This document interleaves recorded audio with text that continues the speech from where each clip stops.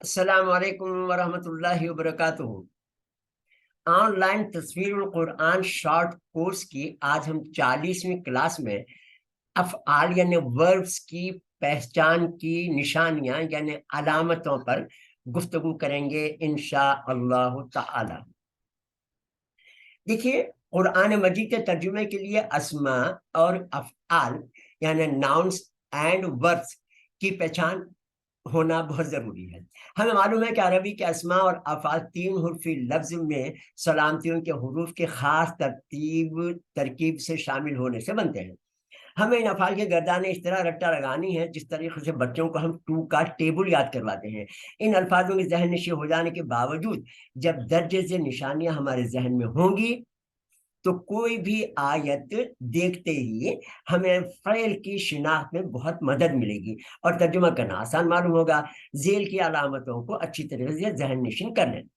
पहली तो निशानी होती है फेल की कि वो माजी की गर्दान का सेगा होगा, यानी सेगे से मुराद गर्दान का हर लफ्ज सेगा कहलाता है उस गर्दान का। तो हमने ये तमाम चारों गर्दान माजी मुजारे अमर नहीं तर्जुमे के साथ पूरे 14 अल्फाजों पर गुफ्तगू कर ली। अब मैं आपके सामने जरा फिर पढ़ के सुनाता हूँ कि हमें किस तरीके से याद रहनी है। देखिए, माजी गर्दान पढ़ रहा हूं मैं फा एंड लाम से। फाला फाला फालू फालत फालता फालना फालता फालतुमा फालतुम फालती फालतुमा फालतुना फालतू फालना। ये 14 अल्फाज हैं। ये 11 से 12 सेकंड बल्कि 10 सेकंड में मुकम्मल हो जाते हैं। इसी तरीके से चारों गर्दानों को अगर आपने एक सांस में पढ़ना आ गया तो इसका मतलब है कि आपको सही तरीके से याद है। दूसरी देखिए, मुजारे की गर्दान के सेगे, वही गर्दान का हर लफ्ज।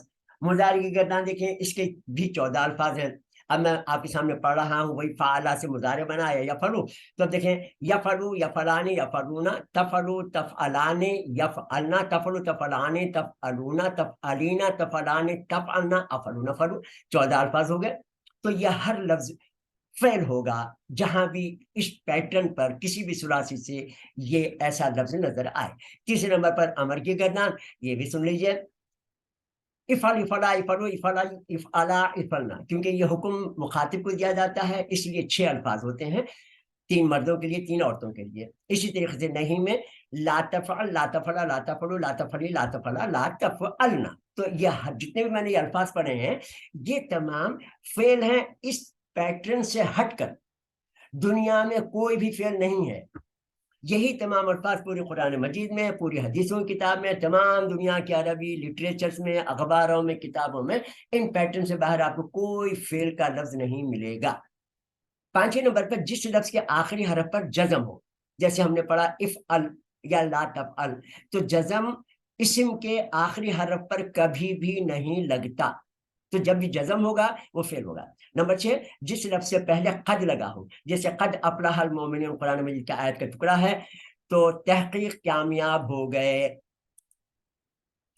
इसी तरीके से 7वें नंबर पर जिस लफ्ज से पहले सीन लगाया हो, जैसे सयसला नारन दाता, सूरह तब्बतदा की आयत आपको पता है, तो सीन जिससे लगा पहले लगा हुआ हो वो फेल होगा। इसी तरीके से लम जिसके पहले लगा हुआ हो, लम यलिद वलम यूलद वलम यकुल लहू, तो ये तमाम के तमाम फेलों से पहले लम लगता है। इसी तरीके से 9वें नंबर पर सौफा जिस लफ्ज से पहले लगा हुआ हो वो हमेशा फेल होगा। इसी तरीके से 10वें नंबर पर जिस लफ्ज से पहले इज़ा लगा हुआ हो तो जो समझ जाए कि वो फेल है, तो ये जा आ फेल है, इसीलिए इज़ा जा नसरुल्लाहि वल फथ आपको मालूम है।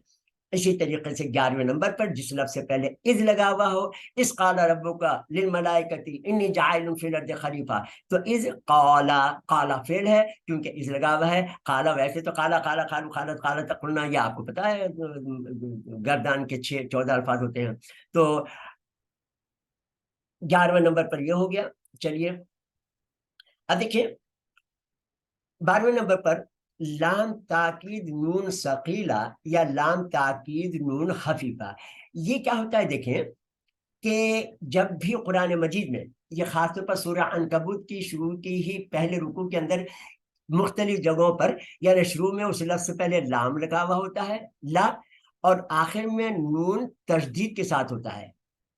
ला यालमन्ना ला तरकबन्ना لا یفعلن، تو یہ تمام کے تمام الفاظ ہوتے ہیں، ان کو کیونکہ نون کے اوپر تشدید ہے اس لیے ان کو کہتے ہیں نون تشدید یا نون ثقیلہ۔